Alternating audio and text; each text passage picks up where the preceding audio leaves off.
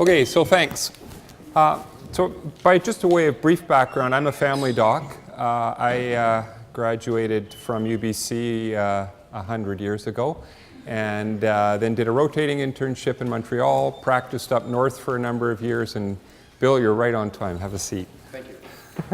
So this is Bill Kern, my partner in crime, and so I'm a family doc. I've been here at Mac for the last 10 years, and I've been chair of the department for the last 6. And so what I'm going to talk to you a little bit about today is our experience around design and why design is so important in terms of providing quality health care.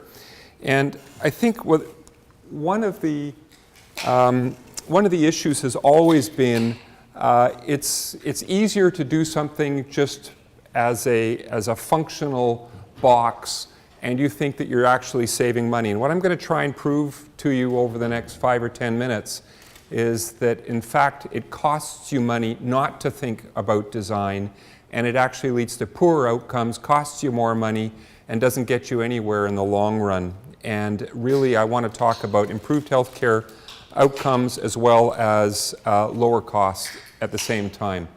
And then Bill's going to take you through a whole bunch of examples that I think you'll see visually, which is perhaps much more persuasive than some guy in a tie explaining why he thinks this is important.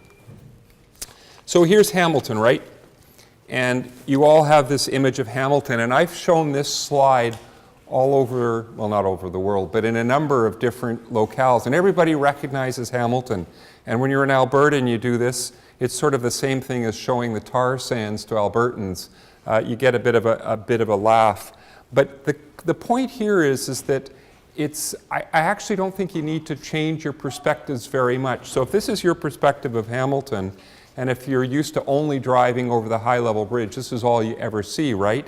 But in fact, you can start to change the narrative just by a slight different perspective, and that's what I want you to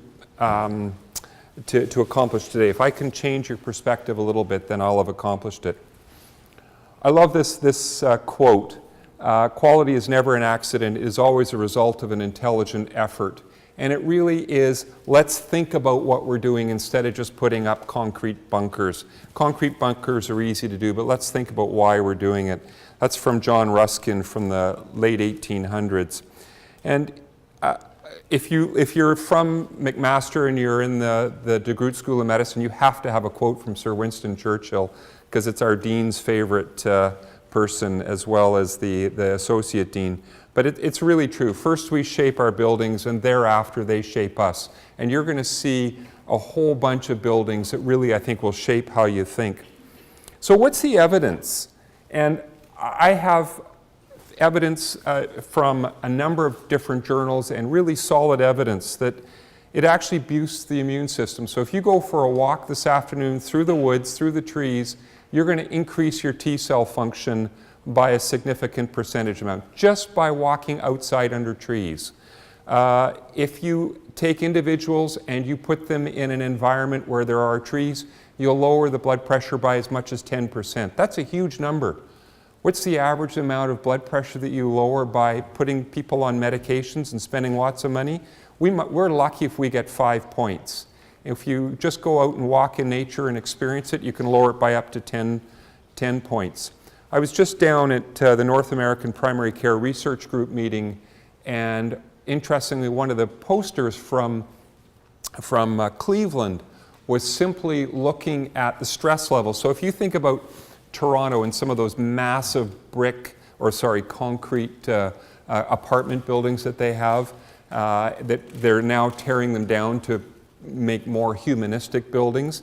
Well, what this group in Cleveland did, that they took 2 identical buildings, and all they did was they landscaped one versus the other, and they looked at the level of stress, they looked at the level of crime, the number of police reports, and there was a dramatic difference between the 2 sides, and it just sort of made total sense to do it. Children, this was published in The Lancet. They took about 25 children with ADHD, attention deficit hyperactivity disorder, and what they did was they measured their ability to concentrate on various subjects. or various tasks. And then they randomized them. They took 12 or 13, whatever it was, and then crossed them over. They went for a walk out in nature versus went for a walk in the downtown area. And then they retested them, and then they crossed them over a week later, and then they crossed them back. And it was fascinating that every time they had these kids out in nature, it showed increased concentration, so a better ability to concentrate. And it's not just, you don't actually have to go through a forest, you actually just have to be in an environment where there's a little bit of nature. And for those of you who have had too much coffee today, recognizing that if you have some sort of exposure to nature this evening, you'll actually sleep a lot better. I just put this slide up because you can't see it, and it's just, I have slides and slides and slides of this, of evidence, and if anybody wants some of the background evidence, I'm happy to share it. This is just a small sample, but these are all from, there's a number from really reputable journals. Two examples. Emerald ash borer. So you've heard about the ash tree and the emerald ash borer, and I don't know if you know that down in Gore Park in downtown Hamilton, where the cenotaph is, all of those trees are going to be removed later this year, every single one of them. They're all infected with the emerald ash borer. But this is a study from across 15 states in the US, and they've compared pre and post death rates. Those numbers are staggering. Now, I know you can't completely attribute this to simply the presence or absence of ash trees, but that's the only variable that they can find. And if you look at it, and this was over a 5-year period that they measured, 6,000 deaths from lung disease, 15,000 deaths from heart disease. I mean, those have to be really compelling stats for you to say, there is something that we actually don't understand about our built environment. My wife was in the ICU in Toronto for almost 2 weeks this past May. And not only did her husband almost get Icu Psychosis, which is a really well-established disorder, the thing that my wife Jane said that she missed the most was the sound of wind in trees. Just that physical thing, she said she was just craving for it. And if you notice, this is a typical ICU room, but we always orient the beds to look into the corridor so that you can see the healthcare providers. You never orient it so that the patients can see out to trees. And yet, we know we could lower their blood pressures, reduce the amount of pain medications, all kinds of things, if we simply turned the beds around and faced them to the outside windows and put those sick patients near outside windows. It's such an easy thing to do it, but we haven't done that in healthcare. And I think we're starting to change our thinking a little bit, but this is a really key point. I mentioned that I was going to talk something about economics, and we'll get into it more in a little bit, but the built environment, and we're not just talking about patients, we're also talking about our healthcare providers, our administrators, everybody else. So these are our average sick days from three places. This is the Canada-wide average, which is just under 8 sick days per year.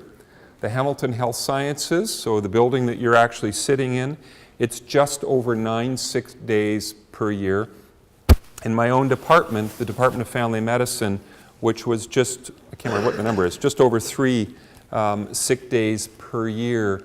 And we have about 250 full-time employees. So this isn't a trivial number. And I know that you can't fully attribute this just to the built environment. There's all kinds of things that play into it. Family medicine, we're all angels and saints, so maybe that's why we come in.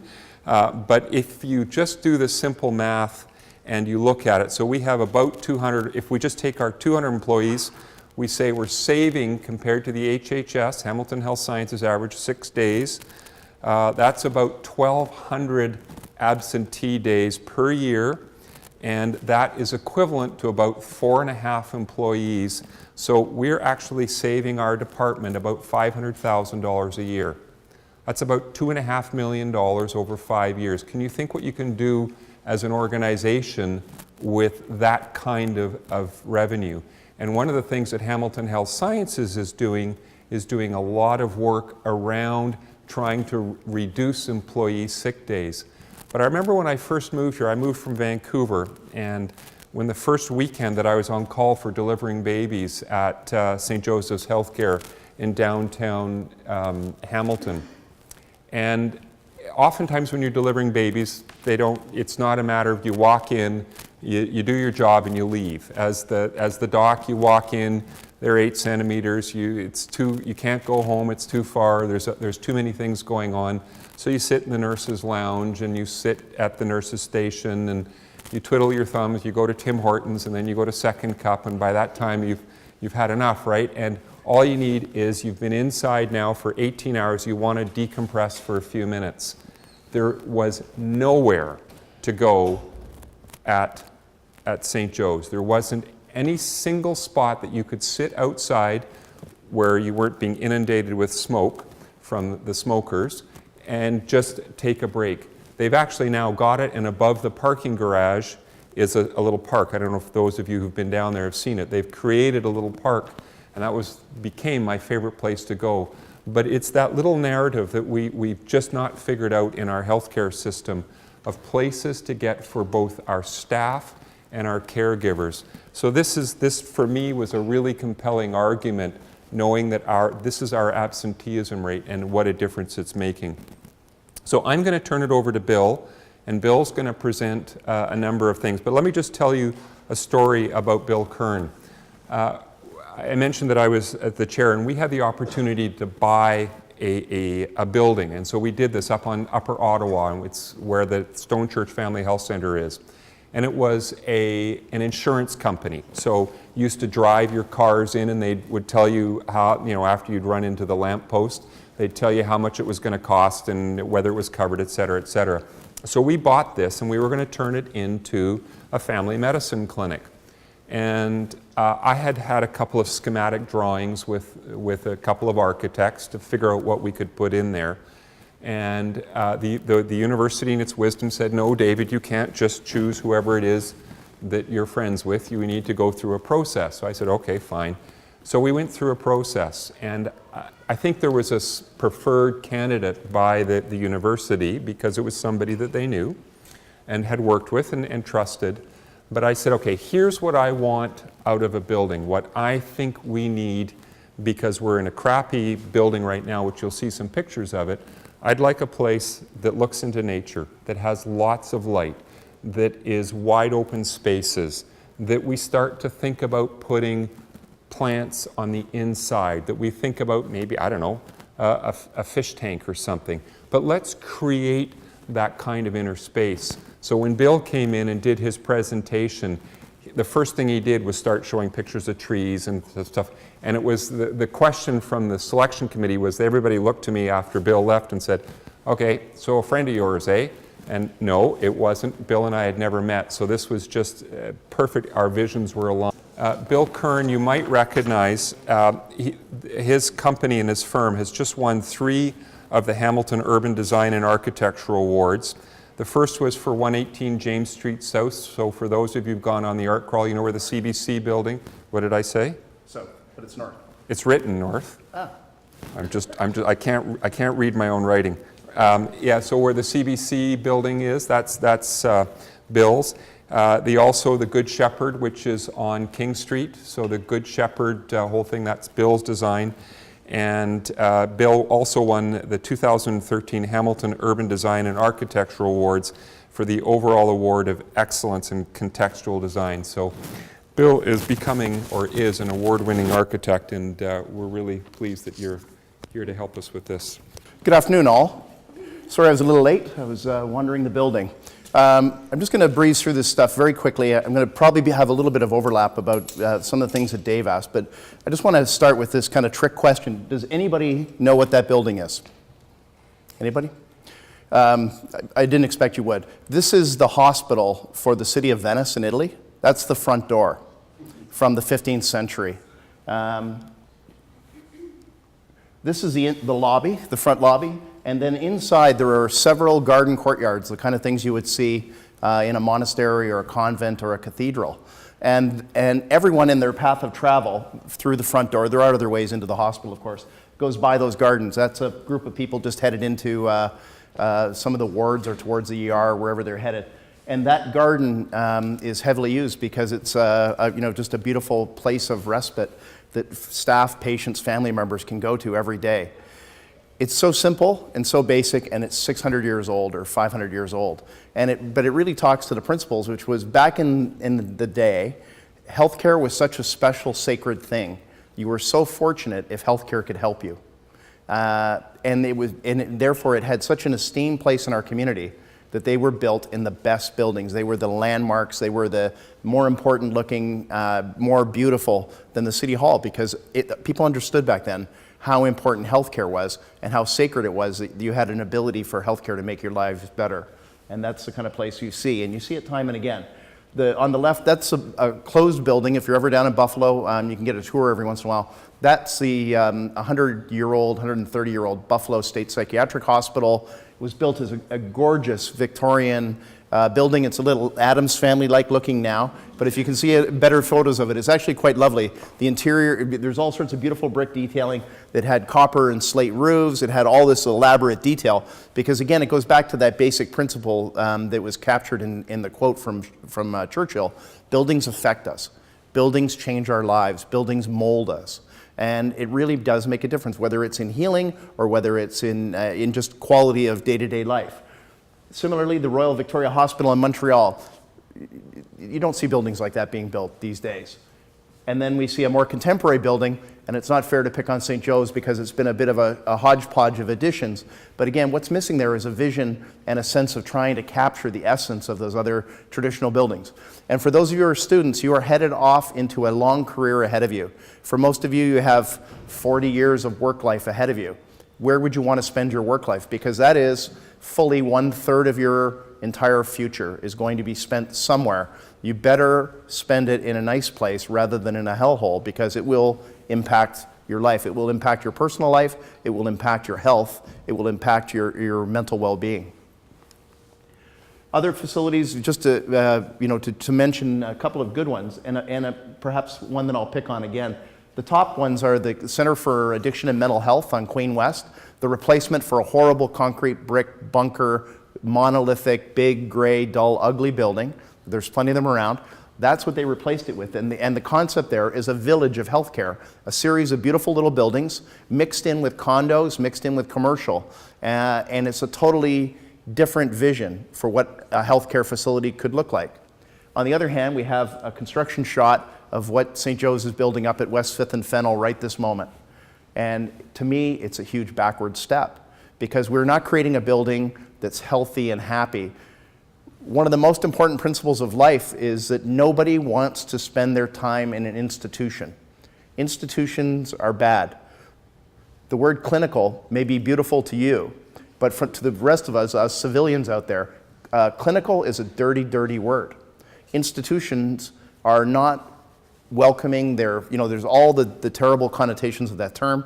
If any of you have seen the movie Brazil, you get these sort of senses of foreboding, gloomy buildings that don't connect us with the natural world and that don't make our lives richer and better. In fact, they go the other way, which kind of disassociates us.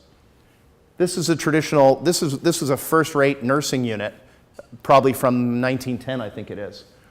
Back in the day, again, back to that principle that if you could get health care at all and it could make your lives better, that was a great benchmark. But the world has changed quite a bit. Now we understand that in a unit like that, infection is much more common. But that, at the time, was considered state-of-the-art. So keep that in mind as we move forward, where things have come and gone. I'm just going to throw some quick examples of other things that are going on out in the world, just to throw some curveballs at you. Some of you may have experienced great spaces and great places to work in your career so far. Some of you will and some of you won't, but at least you should know that they're out there. And when you get, the lesson I think from David and I is, when you get to that point where you have an influence, which is soon, start demanding excellence. This is a sexual health clinic, again, sort of like a primary health clinic in BC. This is some examples of VIP hospital room coming from the US, where of course dollars drive things, but it's the principle again, that you can make things beautiful. A dental clinic where there's a lot more thought and attention in the private sector than in the public sector, and that's a big problem because you're destined to work in the public sector here, like it or not. These are not the greatest photos, unfortunately, but the bottom one shows the McMaster family clinic, which is at Main and Macklin in an old converted bowling alley. And at top, what we did was Stone Church Family Health Center, which is very much a compromise in many ways because it was a renovation of a drive-in State Farm Claims Center, whatever it was. And we have real constraints on budgets. Nothing's unlimited like in the States. But in McMaster Family Clinic, everything's stainless steel. The windows are shuttered. The tiles are beige. The walls are beige. The ceiling is beige, not unlike this room. And the furniture is you sit out in the open, and then you end up sitting in a relationship with people you don't know where you're doing this, and you're forced to.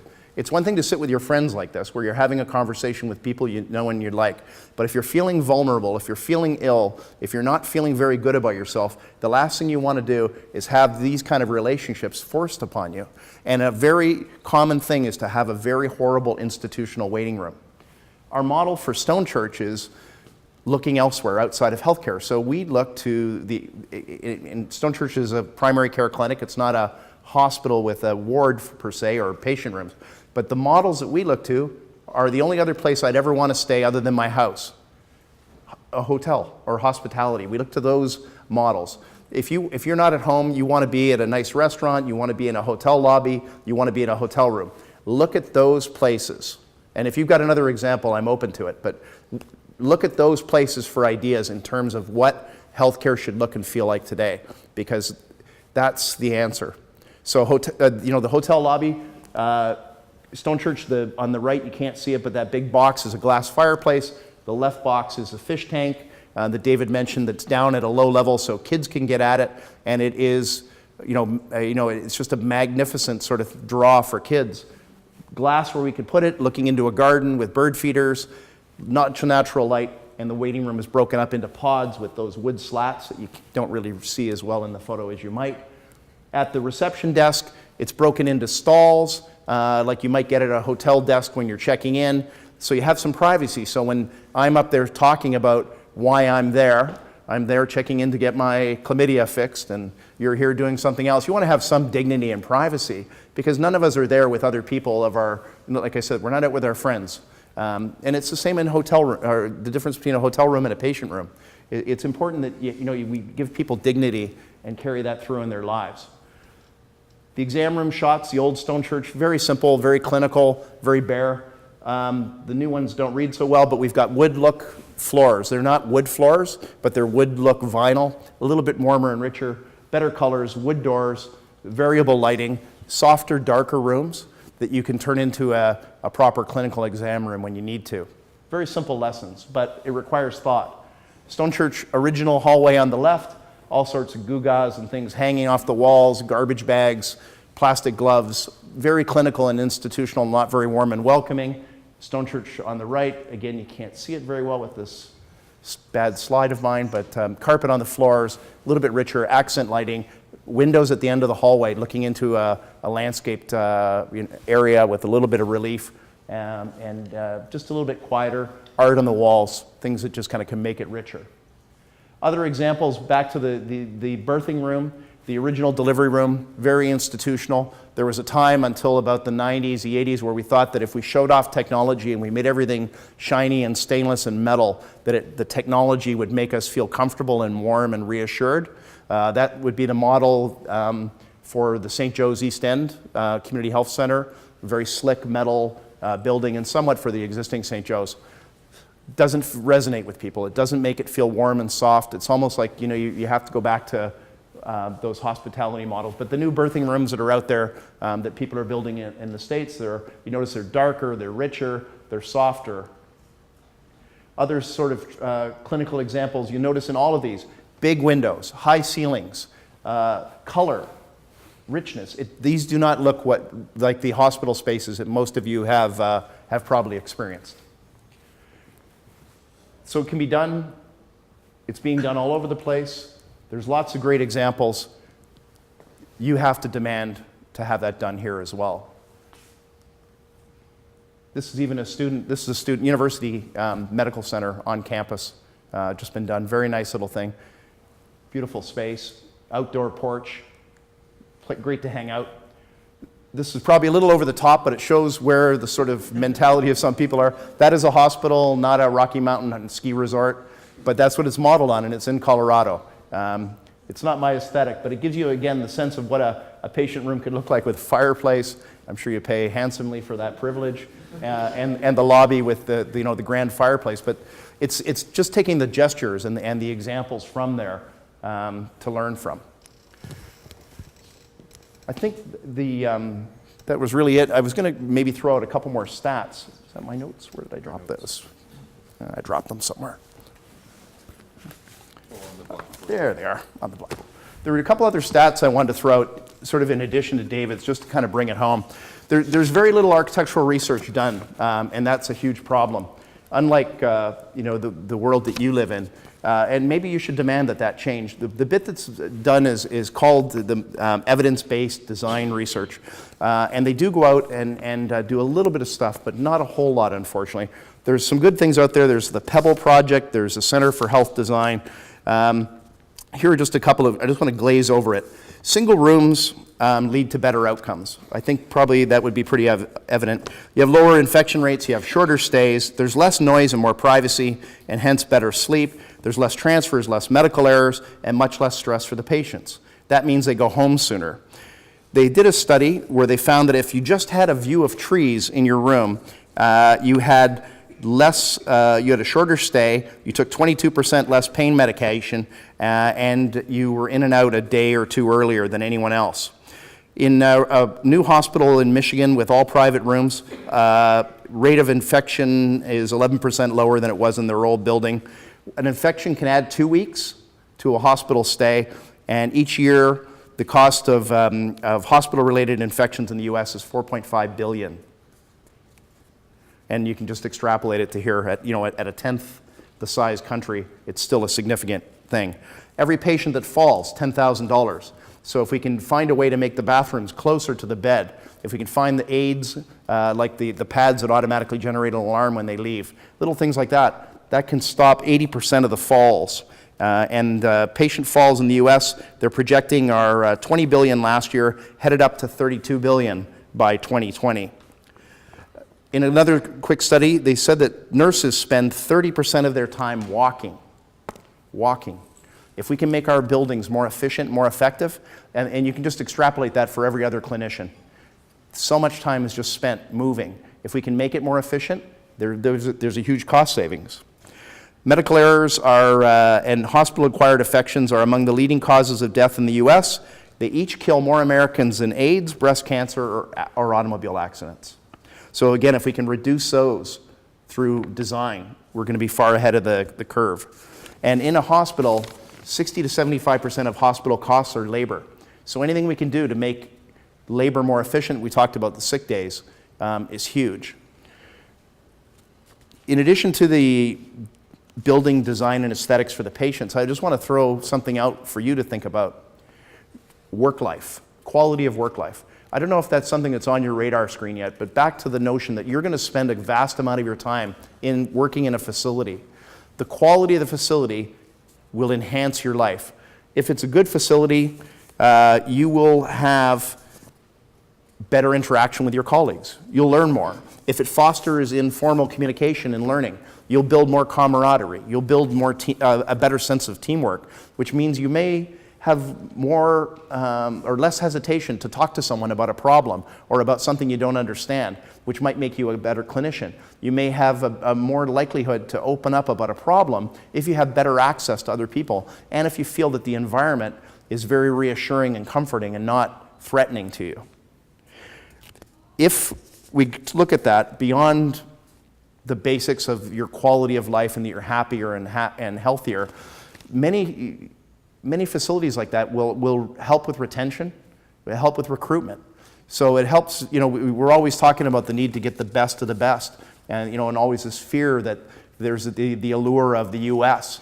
If we have better facilities here that lead to a better work life, we're going to help retain and recruit the best people. And it makes a difference. And these are all hidden things that are not evident to you necessarily at a blush.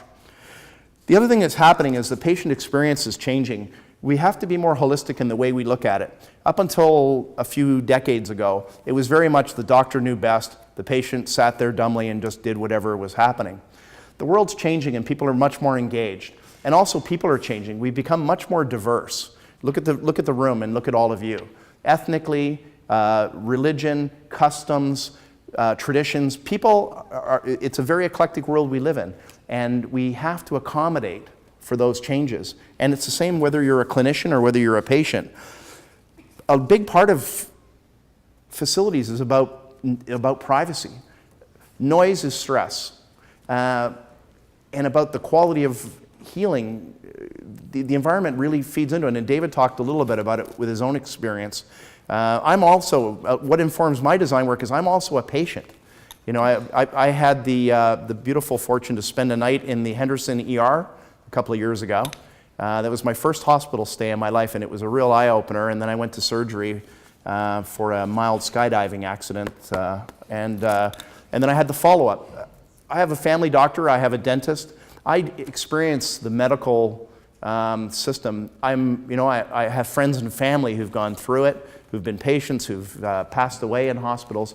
If none of you have spent, or if some of you haven't spent a night in a hospital, you really need to, because it will change your experience. And one of the most important things is about privacy and about noise and stress and how they all come together to affect well-being. If you're stressed out, if you're tired, if you're agitated, if you don't feel very good, you feel vulnerable, it will affect the quality of your care and the quality of your interaction with your clinicians. So I think, just to kind of wrap it up, the things we're trying to talk about is we need to deinstitutionalize the healthcare experience. We need to build a quality workplace. We need to think about the intrinsic benefits. You know, what we always hear is it costs 10 to 15% more to build a great hospital over a basic, bare bones, bland one. But I think what we're trying to argue is the savings are there, and perhaps even beyond that in other ways. So the sort of call to all of you as the next generation of healthcare leaders is, when you get to that position, you need to start agitating, and you need to start holding your bosses, your administrators, whoever's making the decision, you need to hold them accountable for producing quality, and you need to agitate towards getting that. So, just a couple of things just to add to that, and then we'll open it up for questions and discussion. How many of you have relatives with Alzheimer's or severe dementia? Okay, so some of you have experienced that. And what you experience is a loss of ability to recognize familiarity, recognize individuals, recognize their location. One of the design principles now around hospital and other facilities, for example, is to make it in a circular type ward. So now we have rectangular wards in grid-like patterns. Instead, for those individuals with dementia, it's quite clear that building a ward in a circular fashion means that the patients tend to walk in a circular fashion, and they go around and around, and lo and behold, they find something that's familiar in their room.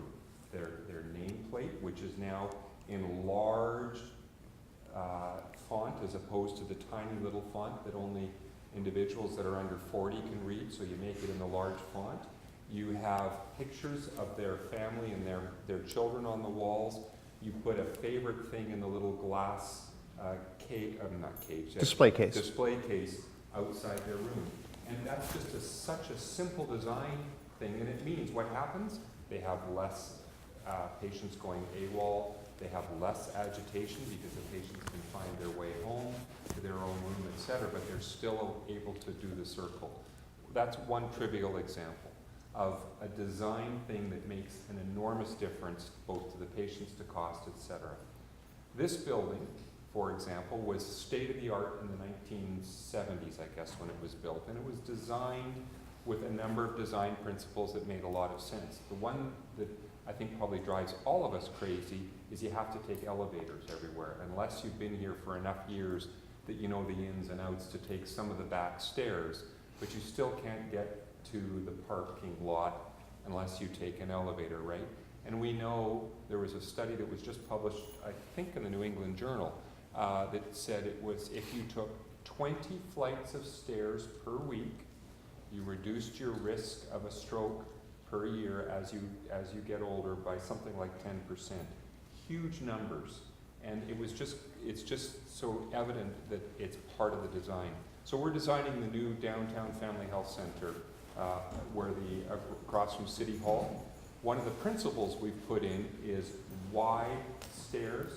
We're putting in walking meeting room. What's a walking meeting room?